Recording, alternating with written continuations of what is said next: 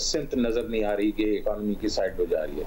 जो captains of the ship है ना, जब तक वो मजबूत नहीं होंगे तो ये कश्ती आगे चलेगी नहीं।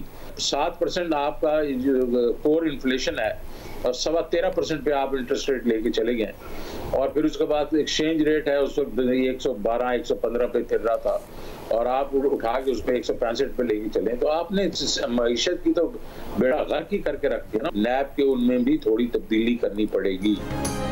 अब्दुल हफीज शेख की छुट्टी के बाद वजीर आजम का नई मुआशी टीम बनाने का फैसला। मुआशी मुशावरती काउंसिल के सरबरा वजीर आजम इमरान खान होंगे। जियो न्यूज़ के प्रोग्राम आज शाहजेब खानजादा के साथ में बातचीत करते हुए शौकत तरीन ने तस्दीक कर दी है कि वो वजीर आजम की इकनॉमिक एडवाइजरी काउंसिल के कन्वीनर होंगे। कहा कि मईशत की समत दुरुस्त करने की कोशिश करेंगे। साथ ही हुकूमत की 2.5 साल मुआशी कारकर्दगी को चार्जशीट कर दिया। साफ कह दिया कि मईशत की कोई समत नहीं है, कुछ पता नहीं मईशत के समत में जा रही है। हुकूमत ने आते ही 13.25% शरह सूद और 165 रुपये का डॉलर करके मईशत का बेड़ा गर्क कर दिया। नुकसान करने वाले हुकूमती इदारों में 2.5 साल में MDs तक नहीं लगा सकी। सरमाया मॉडल की किसी ने जिम्मेदारी नहीं ली। वजारत बिजली की कारकर्दगी बुरी रही और वो मक्खी पे मक्खी मारकर बिजली की कीमतों में इजाफा करके नुकसान पूरा करने की कोशिश करती रही। हुकूमत ने गलत इकदामात से सूद के सालाना बोझ में 1500 अरब रुपए का इजाफा कर दिया, जो आने वाले सालों में भुगतना पड़ेगा। हमें अपना घर ठीक करना पड़ेगा। प्राइवेट सेक्टर से लोग लाने के लिए नैब कानून में तब्दीली करना होगी।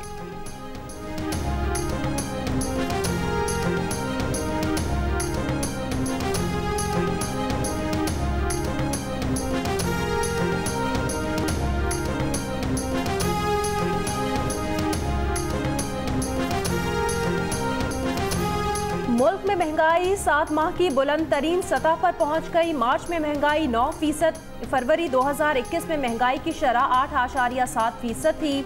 आटा, चीनी, घी, तेल, चिकन और अंडों समेत कई चीज़ों की कीमतों में इजाफा महंगाई को आसमान पर ले गया।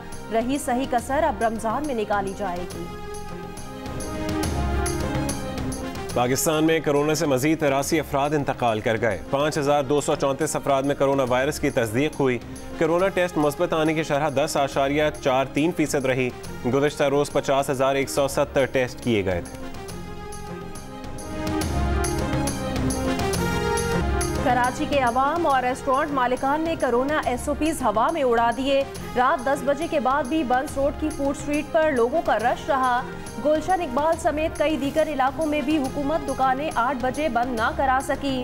ताजिरों ने कारोबारी मराकज के लिए पुराने औकात बहाल करने का मुतालबा कर दिया। शादी हॉल्स मालिकान की भी हॉल्स बंद करने के फैसले की मजम्मत।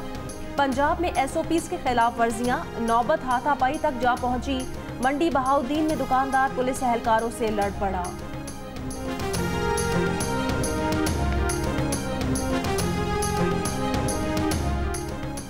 मुल्क में कोरोना के बायस बच्चों की भी अमवात। अब तक 1 साल से 10 साल के 40 बच्चे इंतकाल कर गए। NCOC के मुताबिक 11 से 20 साल तक 136 बच्चे और नौजवान जाँ बहक हुए। 21 से 30 साल तक के 359 अफराद जाँ बहक। सबसे ज़्यादा अमवात 61 से 70 साल की उम्र के अफराद की हुई। 61 से 71 साल के 4131 अफराद का कोरोना से इंतकाल हुआ। 71 से 80 साल की उम्र के 2604 अफराद कोरोना से फौत हुए। कोरोना से सबसे ज़्यादा अमवात पंजाब में 6427 हो चुकी। सिंध में मजमूई तौर पर 4502 अमवात। KP में मजमूई अमवात 2363 हुई। इस्लामाबाद में 572 अमवात हुई।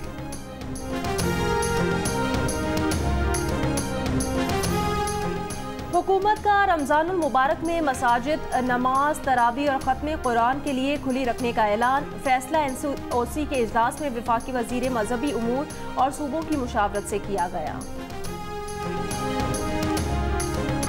लाहौर में एक के बाद दूसरे सरकारी अस्पताल से कोरोना वैक्सीन गायब। जिना अस्पताल से 600 डोज गायब। जिना अस्पताल इंतजामिया का वैक्सीन मेरिट पर ही लगाने का दावा।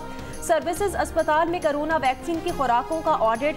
हेल्थ वर्कर्स के नाम पर लगाई जाने वाली कई खुराकों का रिकॉर्ड मशकूक। पंजाब हुकूमत 1.5 अरब रुपए से 10 लाख से जायद कोरोना वैक्सीन खरीदेगी। मुअम्मर और माजूर अफराद को कोरोना वैक्सीन लगाने के लिए ट्रांसपोर्ट सिस्टम शुरू किया जाएगा।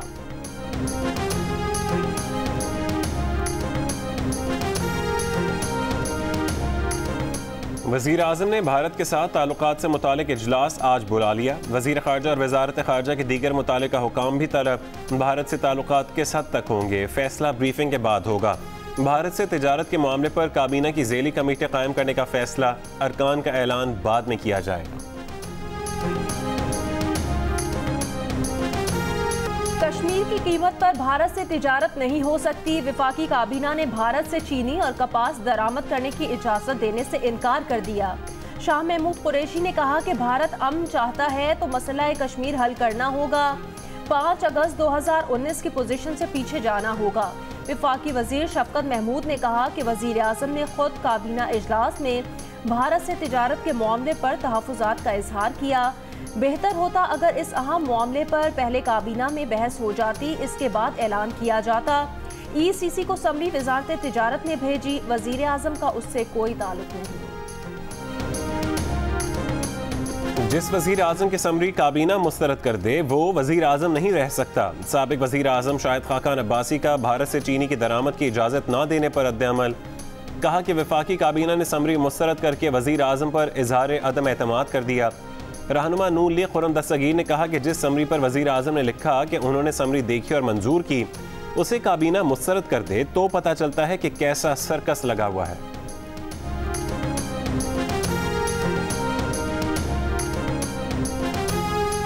पीपल्स पार्टी की मरकजी मजलिस आमला का इजलास 5 अप्रैल को तलब। इजलास बिलावल हाउस कराची में आसिफ अली जरदारी और बिलावल भुट्टो की जेर सदारत होगा। पीपल्स पार्टी की सीनियर क़यादत असम्बलियों से इस्तीफों के मामले पर फैसला करेगी। CEC के कई अरकान वीडियो लिंक के जरिए शिरकत करेंगे। कमर जमान कायरा कहते हैं पीपल्स पार्टी की कोशिश है PDM कायम रहे, तमाम मामलात CEC में रखे जाएंगे।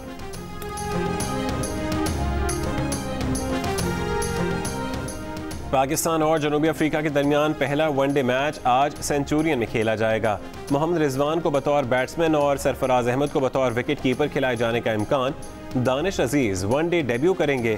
कप्तान बाबर आजम का कहना है कि जनूबी अफ्रीका की ताकत का बखूबी अंदाजा है। पाकिस्तानी खिलाड़ी बिला खौफ व खतर मुकाबले के लिए तैयार हैं। मैच पाकिस्तानी वक्त के मुताबिक 1 बजे शुरू होगा।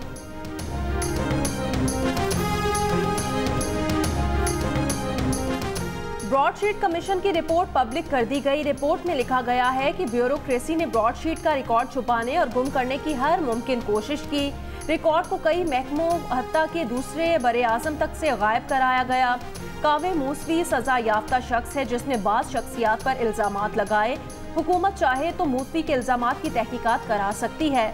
कमीशन ने माहिर कानून अहमर बिलाल सूफी के किरदार पर भी कड़े सवालात उठा दिए। रिपोर्ट के मुताबिक अहमर बिलाल सूफी ने उस वक्त के ब्रॉडशीट के चेयरमैन जेरी जेम्स से पहला मुआहिदा किया। उसका ब्रॉडशीट से कोई ताल्लुक ही नहीं था। कमीशन के चेयरमैन जस्टिस रिटायर्ड अजमत सईद ने रिपोर्ट में नोट लिखा कि मार्गला के दामन में रिपोर्ट लिखते वक्त गीदड़ों की मौजूदगी भी होती थी, लेकिन गीदड़ भपकियां उन्हें काम करने से नहीं रोक सकती।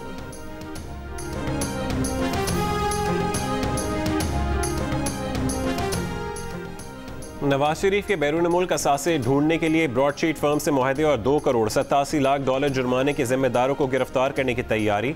वफाकी हुकूमत ने अहमर बिलाल सूफी समेत 6 मरकजी मुल्ज़िमान के खिलाफ क्रिमिनल कार्रवाई का हुक्म दे दिया।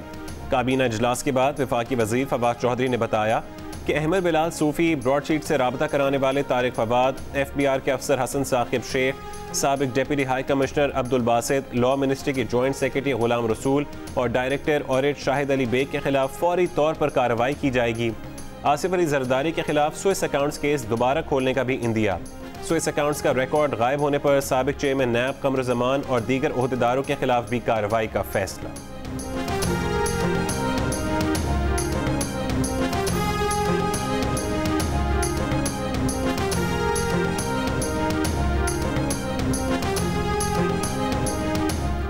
कोरोना से बचाव की रूसी वैक्सीन स्पुतनिक की कीमत तय न की जा सकी। सिंध हाई कोर्ट ने कहा हुकूमत कीमत तय करके 7 दिन में आगाह करे। अदालत ने निजी कंपनी को स्पुतनिक की फरोख्त की इजाज़त दे दी। कंपनी ने स्पुतनिक की कीमत 12,226 रुपये मुकर्रर कर दी। अदालत ने कहा फरोख्त का रिकॉर्ड रखा जाए। अगर निजी कंपनी जायद कीमत पर वैक्सीन फरोख्त करे तो बाद में वसूली कर ली जाए। हुकूमत की जानिब से चीनी वैक्सीन कैनसाइनो की कीमत 4,225 रुपये मुकर्रर की गई। बॉक्सर मोहम्मद असलम के इंतकाल के 2 महीने बाद भी इंक्वायरी कमेटी रिपोर्ट देने में नाकाम। रिंग में मौत की वजह ताहाल मुअम्मा। लवाहिकीन इंसाफ के मुंतज़िर। लवाहिकीन का दावा है कि मोहम्मद असलम की मौत की वजह बॉक्सिंग रिंग में फोम ना होना था। इंक्वायरी कमेटी रिपोर्ट देने में टाल मटोल की जा रही है। मोहम्मद असलम 31 जनवरी को फाइट के दौरान हरीफ बॉक्सर के मुक्के से गिर गए थे। अस्पताल ले जाया गया मगर वो जान भर ना हो सके थे।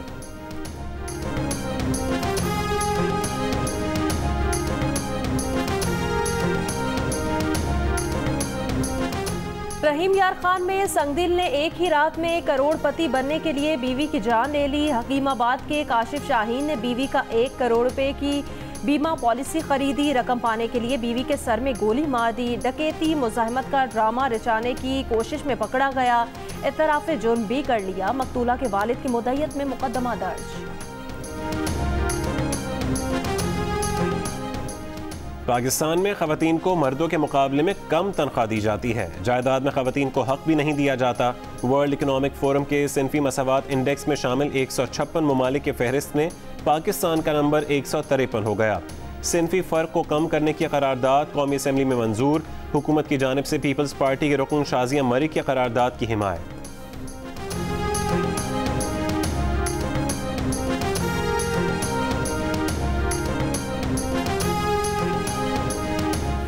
नाकिस बीज और जाली ज़राई अद्वियात ने कपास की फसल तबाह कर दी। मुल्तान में कायम कॉटन रिसर्च इंस्टीट्यूट 10 बरसों में भी कोई काबिल कदर नई वेराइटी देने में नाकाम। काश्तकारों ने कपास छोड़कर गन्ना काश्त किया तो शुगर मिल माफिया की मोनोपोली ने गन्ने की जायज़ कीमत से भी महरूम कर दिया। मुल्क में पहले गंदम फिर चीनी और अब कपास का बहरान। किसान परेशान। बैरून ममालिक से चीज़ें दरामद करने के ख्वाहिशमंदों की चांदी हो गई। रूस के वज़ीर ख़ारजा सरगई लावरोव 6 अप्रैल को पाकिस्तान आएंगे। अफगानिस्तान में रूस के खुसूसी मंदूब ज़मीर काबलोफ भी साथ होंगे। 2 रोज़ा दौरे में हम मनसब शाह महमूद कुरैशी से मुलाकात करेंगे।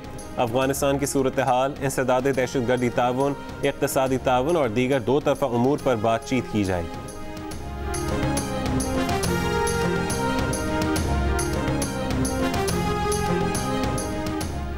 ईरान के जौहरी मुआहदे पर आलमी ताकतों का वर्चुअल इजलास आज होगा। ईरान, चीन, रूस, फ्रांस, जर्मनी और बरतानिया के नुमाइंदे शिरकत करेंगे। जौहरी मुआहदे में अमरीका की मुमकिना वापसी पर बात होगी। अमरीका का ईरान एटमी मुआहदे पर अरकान के इजलास का खैर मकदम। सऊदी वली अहद शहजादा मोहम्मद बिन सलमान का रूस के सदर से टेलीफोनिक राबता। सदर पुतिन ने सब्ज़ मशरिक़ वस्ता सऊदी अहदाफ की तकमील में साथ देने का वादा कर लिया। दोनों रहनुमाओं का एनर्जी, माहौलियात और मौसमियाती तब्दीलियों पर भी मिलकर काम करने पर तबादला ख्याल।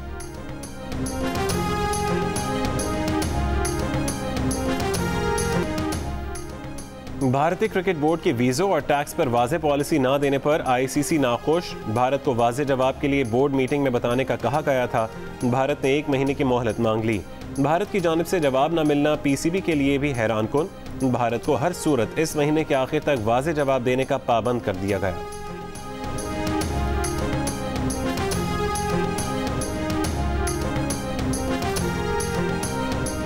All Pakistan chief minister Balochistan gold cup hockey tournament का फाइनल आज नेशनल बैंक और वाबडा के दरमियान खेला जाएगा।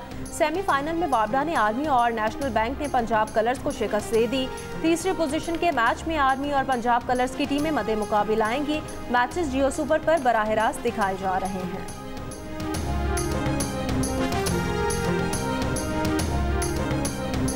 हज़रत लाल शहबाज कलंदर का 769वां यौम विलादत। सैयद मोहम्मद उस्मान मरवंदी 12वीं सदी के सूफ़ी हैं। अफ़गानिस्तान के इलाके मरवंद में पैदा हुए। मदीना, करबला और मशहद में तालीम हासिल की। जनूब एशिया में इस्लाम फैलाने पर मामूर हुए। सेहवन को मस्कन बनाया। पुरअमन अंदाज से खित्ते में इस्लाम फैलाया। लाल शहबाज कलंदर के नाम से मशहूर हुए। बोदला बहार जैसे सूफ़ी उनके शागिर्द हुए। मज़ार पर धमाल डालकर ज़ायरीन अपनी अक़ीदत का इजहार करते हैं। कवालियाँ पेश करने की शान बयान करते हैं।